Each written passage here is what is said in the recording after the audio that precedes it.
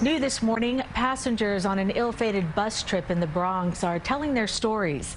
8 people were hurt yesterday when the MTA bus plunged off the road and over the edge of an overpass and was left dangling above the Cross Bronx Expressway for hours. CBS 2's Cory with some exclusive insight into what happened on board. Get away from the bus! Get away from the bus! Those sounds of panic still ring in this couple's ears. Both of them, including their dog, say they were on board this MTA bus that dangled over the Cross Bronx Expressway Thursday night, a crash that dropped them 50 feet, threw them out of their seats, and left them in fear. Where's the driver? Mary Alba says her boyfriend screamed, asking if she was okay, while the passengers were on top of her, but she couldn't move. Uf, la muerte.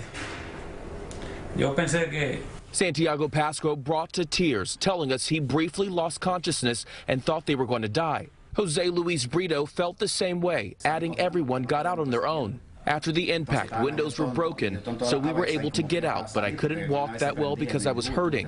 The MTA says the 55-year-old bus driver who had been on the job for 11 years with a clean record was trying to turn left like this onto a ramp at 178th and Broadway. But officials tell us he was speeding, traveling between 17 to 26 miles per hour instead of slowing down to 3 or 4 miles per hour. According to the MTA, the bus driver passed a breathalyzer test taken at the scene. However, he refused a mandatory drug alcohol test at the hospital, Which is extremely rare for someone not to agree to cooperate with it, and obviously extremely troubling. While the investigation is ongoing, speed is clearly a factor and is obviously of great concern to us. Now these 3 passengers are recovering from their frightening ride that resulted in a trip to the hospital.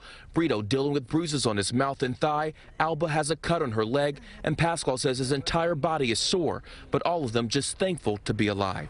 In the High Bridge section of the Bronx, Cory James, CBS 2 News.